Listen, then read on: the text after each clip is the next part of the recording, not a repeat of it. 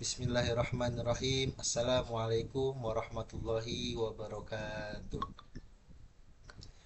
Alhamdulillahirabbil alamin wa bihi nasta'in wa ala umurid dunya waddin wassalatu wassalamu ala asrofil anbiya'i wal mursalin wa ala alihi wa sahbihi ajmain amma ba'd. Baik teman-teman, kembali lagi bersama saya dalam video mata kuliah Public Speaking. Baik, sebelum kita masuk ke dalam pembahasan, bagaimana kabar teman-teman semua? Semoga teman-teman selalu sehat dan selalu dalam lindungan Allah Subhanahu wa taala. Dan seluruh rangkaian yang sedang teman-teman lakukan atau sedang teman-teman cita-citakan, teman-teman sedang butuhkan selalu dalam bantuan Allah Subhanahu wa taala.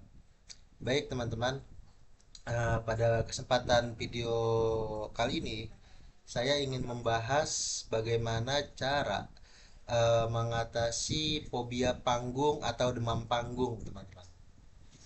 Jadi mungkin masih banyak di antara kita itu ketika kita sedang berbicara, bahkan ketika kita sedang berbicara seperti di depan kamera seperti ini, itu kita masih banyak yang kaku, masih banyak yang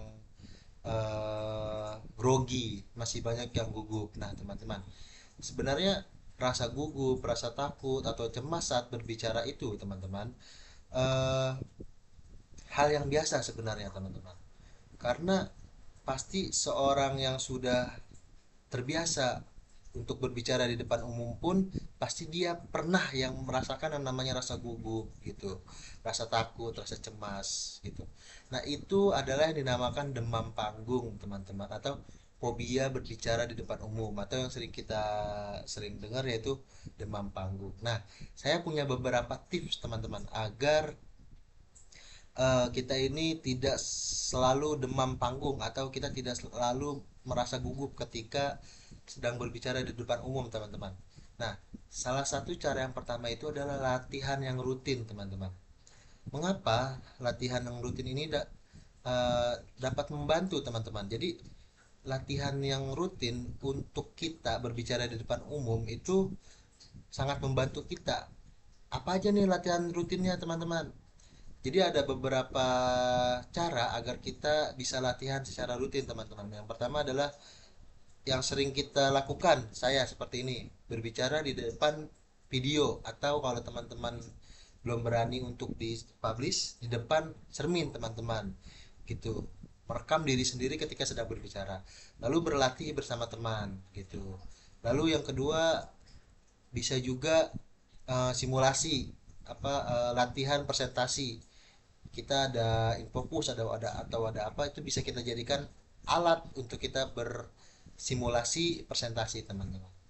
Lalu yang kedua, itu yang paling penting, teman-teman. Yang kedua nih, kuasai materi dengan baik, teman-teman. Mengapa? Karena dengan kita menguasai materi dengan baik, maka kita tidak takut lagi apa yang akan terjadi ke depannya gitu. Karena apa? Karena kita sudah memahami, kita sudah menguasai. Semakin paham akan isi yang disampaikan, maka kita semakin tenang ketika berbicara, teman-teman. Lalu yang ketiga yaitu atur pernapasan. Bagaimana nih caranya nih ketika kita sedang berbicara tetapi kita nih kita ini gugup. Nah, terus kita mau atur napas kayak kita itu malu karena nanti orang-orang mengira kita bahwasanya eh kita nggak pede, kita kurang percaya diri. Nah, bagaimana, teman-teman? Ya, kita nggak apa-apa ketika kita sedang merasa gugup, kita atur napas seperti itu, teman-teman. Nah, itu nggak apa-apa. Karena rasa gugup, rasa gagu dan lain-lain itu biasa, teman-teman. Nggak mungkin mereka mereka yang menonton kita itu belum tentu berani seperti kita ngomong di depan umum. Nah, cara simpelnya tuh kalau misalnya kita misalnya dalam kondisi seperti itu, ya kita perlu atur pernapasan serileks mungkin. Seperti contohnya kita lagi ngomong panjang, terus kita berhenti sejenak. Padahal ketika kita berhenti itu kita sedang mengatur napas kita, gitu, tanpa sepengetahuan orang lain, gitu. Lalu selanjutnya yang ketiga, yang keempat berarti ya, teman-teman ya. Tadi udah yang ke satu 2 3 4 sekarang. Nah, yang keempat berarti selanjutnya itu adalah memulai dari audiens yang kecil, teman-teman. Mengapa memulai dari audiens yang kecil? Contoh audiens yang kecil itu apa? Ya, teman kita lah, teman kita dulu, atau misalnya saudara-saudara kita, atau misalnya juga anak-anak SD misalnya. Kita audiens yang kecil aja, kecil-kecilan dulu. Teman kita punya teman berapa sih?